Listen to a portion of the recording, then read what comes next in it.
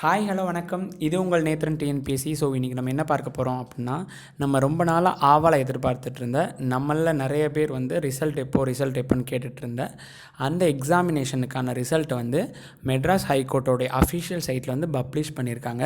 So office assistant examination and then sanitary ஒர்க்கர்ஸ்க்காண்டி நடந்த 31/7/2021 August 1 2021 நடந்த எக்ஸாமுக்கான தேர்வுக்கான முடிவுகள் தான் இப்போ வெளியிடப்பட்டிருக்கிறது.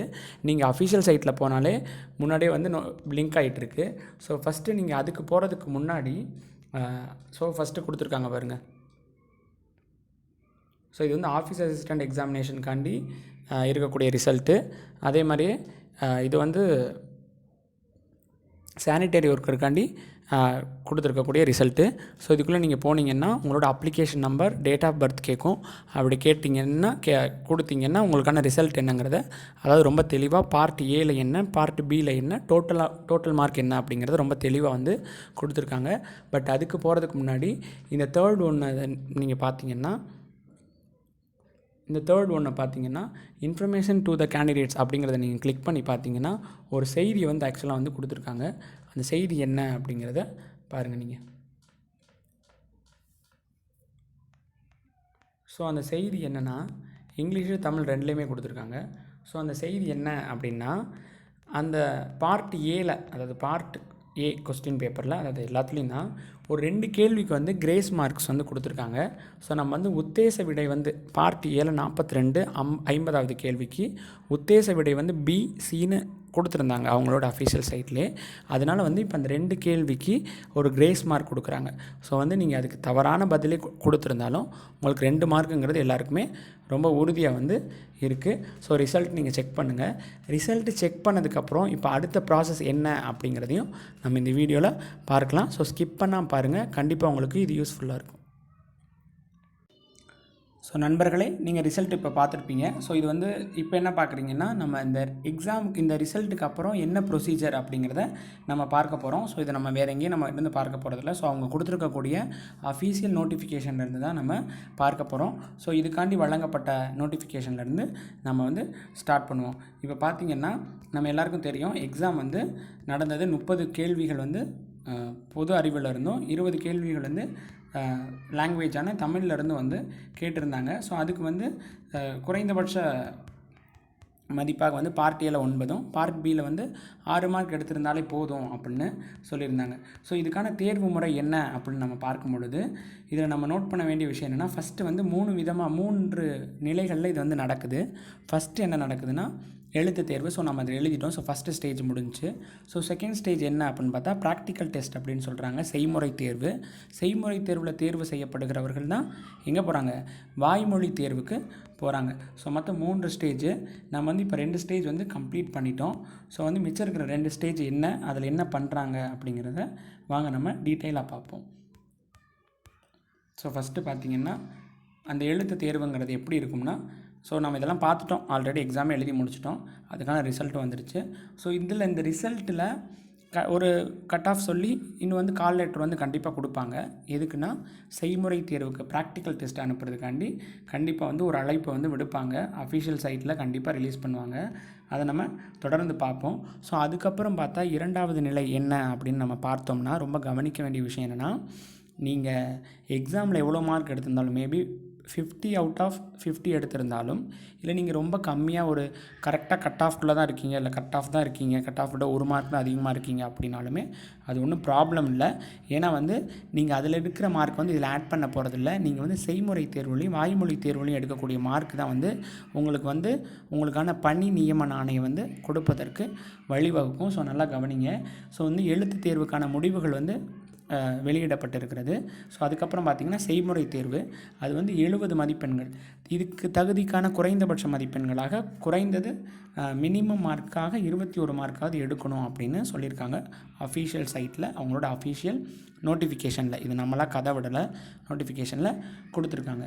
ஸோ இந்த செய்முறை தேர்வு 70 மதிப்பெண்கள். யாரெல்லாம் கூப்பிடுவாங்க அப்படின்னா, இப்போ ரிசல்ட் வந்திருக்குல்ல, அதில் எலிஜிபிள் கேண்டிடேட்ஸ்னால் யாரை சொல்கிறாங்கன்னா, அவங்க இன்னும் கட் ஆஃப் சொல்லலை. அந்த கட் ஆஃப் சொல்லி அந்த கட் ஆஃப் கீழே இருக்கிறவங்க யாரோ அவங்கள வந்து செய்முறை தேர்வுக்கு அழைப்பாங்க. அப்படி செய்முறை தேர்வுக்கு அழைக்கிறவங்களுக்கு எந்த இடத்துக்கு கூப்பிட்டு செய்முறை தேர்வு நடக்கும் அப்படிங்கிறத கண்டிப்பாக வந்து இனிமேல் அனௌன்ஸ் பண்ணுவாங்க. பட் ஆனால் அந்த தேர்வு அறைக்கு நீங்கள் போனதுக்கப்புறம் அங்கே என்ன நடக்கும், அந்த செய்முறை தேர்வில் என்னென்ன சொல்லுவாங்க அப்படிங்கிறத ஒரு ஓரலாக பார்க்கணும்னா, ஃபஸ்ட்டு என்னென்னா வீட்டை பராமரித்தல், சுகாதாரம், வீட்டு உபயோகப் பொருட்களை வந்து கையாளுதல், உணவு தயாரிப்பு மற்றும் பரிமாறுதல், துப்புரவு, தோட்டக்கலை, உபகரணங்களை கையாளுதல் மற்றும் பராமரிப்பு செய்யும் முறைகள், நீர் பராமரிப்பு மற்றும் பாதுகாப்பு, வீடு மற்றும் அலுவலகம் பராமரிக்கும் அடிப்படை கொள்கைகள் உட்பட இதர வீட்டு வேலைகள் அப்படின்னு சொல்கிறாங்க. இதில் நம்ம ரொம்ப கவனிக்க வேண்டிய விஷயம் என்னென்னா, லாஸ்ட் லைனை மட்டும் நல்லா பாருங்கள்.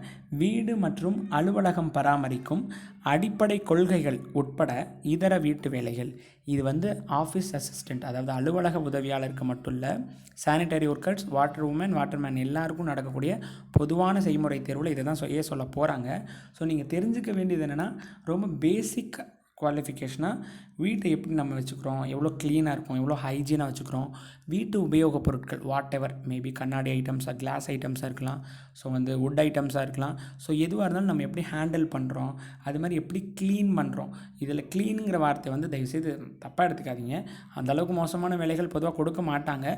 பட் தெரிஞ்சுக்கிறதுக்கு நம்ம இதாக இருக்கோமா அப்படிங்கிறது பார்க்குறக்காண்டி தான் இது கொடுத்துருக்காங்க. ஆக்சுவலாக இதை பார்த்துட்டே நிறைய பேர் வந்து போக மாட்டாங்க. ஒருவேளை எலிஜிபிள் கேண்டிடேட்ஸ் வந்து இதை பார்த்துட்டு போகாமல் இருக்காதீங்க, கண்டிப்பாக போங்க, உங்களுக்கு வேலை. ஏன்னா இந்த கொரோனா டயத்தில் நிறைய பேர் வந்து ரொம்ப கஷ்டப்பட்டுருப்பீங்க கண்டிப்பாக. ஸோ வந்து எந்த வேலையும் பார்க்குறது நம்ம கஷ்டம் இல்லை. சிரிக்கிறவங்க மேபி 10 பேர் பார்த்து சிரிக்கலாம். அதுக்காக வந்து நம்ம வந்து கிடைக்கிற வாய்ப்பை வந்து விட்டுட்டு இருந்தோம்னா அடுத்த 5 வருஷம் 10 வருஷம் இதுக்காண்டி நம்ம காத்துட்ருக்கணும். ஸோ வந்து இதில் நான் கொடுக்குற ஒரே ஒரு டிப் என்னென்னா, எனக்கு தெரிஞ்ச நிறைய பேர் இதுக்கு முன்னாடி போயிட்டு வந்திருக்காங்க. ஸோ அதனால் நான் சொல்கிறேன், செய்முறை தேர்வில் என்னன்னாலும் இதில் ஏதோ ஒரு டாஸ்க் தான் கண்டிப்பாக உங்களுக்கு கொடுப்பாங்க. உங்களுக்கு செய்ய தெரியும் தெரியாது அதெல்லாம் விடுங்க, எது பண்ணாலும் கூச்சப்படாமல் உடனே பண்ணிடுங்க, அவ்வளோதான். அது ஒன்று போதும்.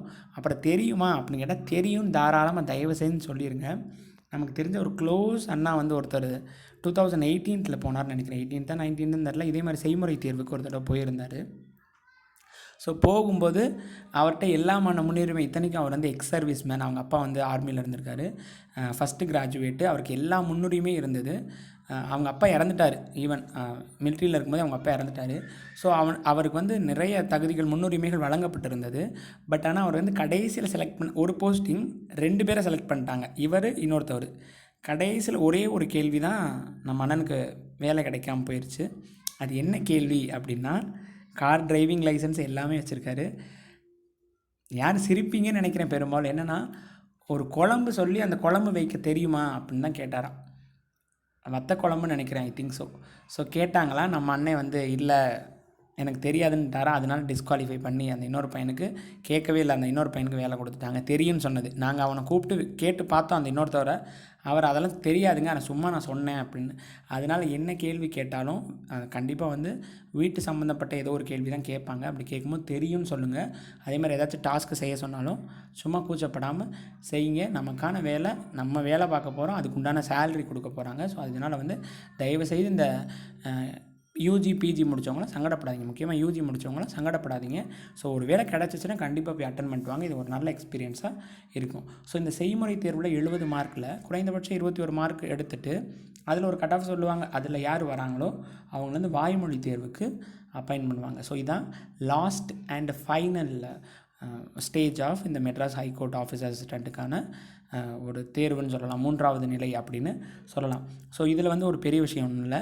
செய்முறை தேர்வில் நீங்கள் செலக்ட் ஆகுறீங்கள, செலக்ட் ஆகும்போது ஒரு போஸ்ட்டுக்கு 2 பேர் இல்லை ஒரு போஸ்ட்டுக்கு 3 பேர் அப்படின்னு எடுத்து அந்த ஃபைனலில் அவங்க என்ன சொல்கிறாங்களோ சும்மா ஒரு 2-3 கேள்வி மட்டும் ரொம்ப யதார்த்தமாக கேட்பாங்க. ரொம்ப ஈஸியாக ஆன்சரபிள் கொஸ்டின்ஸாக தான் இருக்கும்.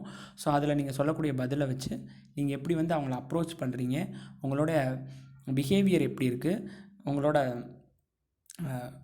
அந்த ப்ரெசன்ஸ் ஆஃப் மைண்ட் எப்படி இருக்குது அப்படிங்கிறத பார்த்துட்டு அந்த 3 போஸ்டிங்க்கு ஒருத்தர் அழைக்கிறாங்கல்ல, ஒரு போஸ்டிங்க்கு 3 பேர் அழைக்கிறாங்கல்ல, அதில் வந்து நீங்கள் உங்களோட போட்டி போடுறது 3 பேர் தான். ஸோ அதை ஞாபகம் வச்சுக்கோங்க, 3 பேர் இல்லை 2 பேர் தான். அப்போ அந்த 2ஆம் நபரை விட நீங்கள் தெளிவாக பேசினாலே போதும், ரொம்ப அறிவுபூர்வமாக இருக்கணும்னு அவசியம் இல்லை, தெளிவாக பேசினாலே போதும்.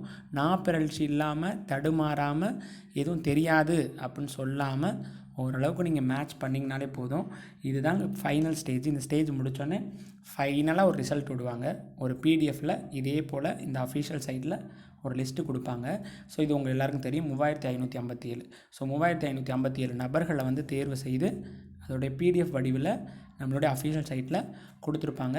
ஸோ அதில் உங்கள் பேர் வரணும் அப்படின்னு ஆசைப்பட்டீங்கன்னா, ஸோ செய்முறை தேர்வுக்கு எப்போ அழைக்கிறாங்களோ எப்போனாலும் ரெடியாக இருங்க, தைரியமாக போங்க. கண்டிப்பாக வந்து காலம் உங்கள் வசமாகும்.